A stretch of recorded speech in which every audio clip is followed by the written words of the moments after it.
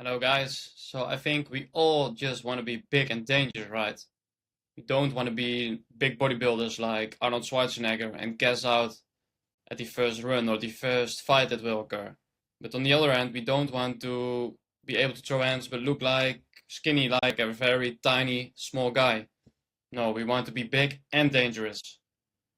So in this video, I will talk to you about how you can balance the two things, boxing and weightlifting, to get the most out of both. So in this video I will talk to you about what to eat, how to train, how many times a week you need to train. So the big problem with weightlifting is the bigger you get, the stronger you get, the slower you get, the more you will be gassing out when you go sparring or just training martial arts. I experienced this myself as well because when I started at the boxing gym, I weighed 90 kilograms, and when I went to spar, I was gassed out after just 1 or 2 rounds, and after 1 hour of sparring, I was completely finished. I had to recover for the rest of the weekend. Your heart just can't give all the oxygen to your muscle that they need to perform boxing. What will happen is that small, very light guys will outmatch you. They will outbox you. They will punch you, keep punching you because you are gassed out. It can be a bit frustrating. And that's why we need to balance the both. On the other hand, when you get really, really shredded, really fast, boxing very well, you will be skinny, and with clothes on, you will look weak. That's not what you want.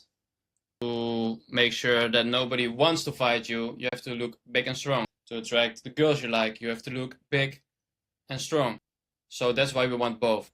And also, when you're just fast, skinny, or shredded, what can happen when you fight a bigger, stronger guy is that you will get injured, or maybe you're even moving too fast for your muscles to absorb all the punches you land, or even the punches you miss.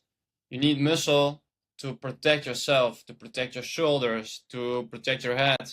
You need strong traps, a strong neck. And when you miss a punch, it will be very heavy on the shoulder, so you need some muscle there. So what a lot of guys do when they are weight training, they think the more they do, the better. But it's actually not that way. You can train for 6 days a week, but it won't be as intense as if you train 2 times a week, for example, lift 2 times a week. And you have time to recover, and when you go back to the gym, you can give it your all. So if you train martial arts 6 times a week, then you won't be recovered to do weightlifting. So we have to really find a balance there to prevent ourselves from overtraining, to prevent ourselves from not recovering. So how I personally structure my weight training around boxing is I train just 2 times per week. You can imagine if you still want to add really much size also on the legs, that you want to train 3 times a week, then you have a separate day for your legs. But if you are lifting for quite some while, you just need 2 times a week, and then you do a little bit of legs on both days. So I structure it is we'll lift on Monday and Thursday. If you do 3 times a week, you will do Monday, Wednesday, and Friday. You will do just 1 hour sessions, so you won't get too tired. And the training schedule I follow, you will find in the Magnify Unlimited method. It's the program from my course, from the one-on-one coaching. And what we do in this program is we focus on lifting our heavy sets first. So we get strength gains across all key lifts on all muscle groups. So we will focus on, for example, the bench press, the weighted chin-ups, and also the shoulder press. So I will do this 2 times a week. And what is really important if you want to do boxing as well is that you have good cardio.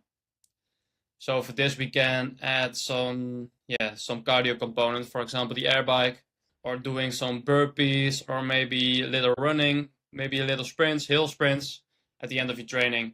That's what you do when you want to balance them both. It's a little different when you want to focus on martial arts. For example, if you have a fight coming up, you signed up for your first fight, for example, you really want to focus on martial arts, then it's a little bit different. You have to drop bodybuilding and do functional training to help with explosive power. And do 2 hours of technique, pad, drills work, back work per week. So just sign up at your local MMA gym and get 2 lessons. And I also would recommend 1 hour of sparring per week.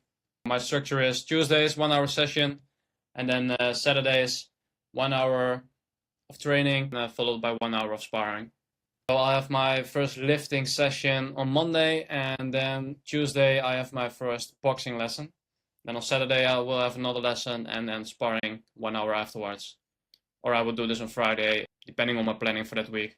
So what also is really important, your diet and your nutrition. While you do martial arts, you will burn a lot of calories. Also, when you do extra cardio, you need a lot of calories. So if you combine the two, boxing and weightlifting, it will be hard for you to gain weight. You need to eat a ridiculous amount of calories because you will burn them all. Probably have to introduce feast days if you train this much. For example, in the weekend, have 1 or 2 days that you just enjoy some nice foods, some extra food. That way you can still get your calories. So for example, what you can do if you do your sparring on Friday, afterwards you go to dinner with your boxing buddies, eat a steak, get enough carbs, fats, so you can reload. And of course you can do this on Saturday as well. I think at the start of the week it's a little bit different because right here in the Netherlands lots of restaurants are closed on Monday and Tuesday. But later in the week, this should totally be possible. And it's really nice to first spar your buddies and then have some food afterwards. So that's what I would recommend. So following my schedule, including the boxing training, you will be training 5 times a week. When you do this, it is really important to get your minimal 8 hours of sleep per night.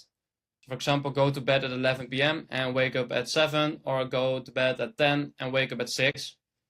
What's important to think of, when you spend 8 hours in your bed, it doesn't mean you sleep 8 hours. So get a little bit of extra time there to get in bed, get rest. So you have a total of 8 hours of sleep per night. Actually better to get 9 hours, I think, when you go really hard.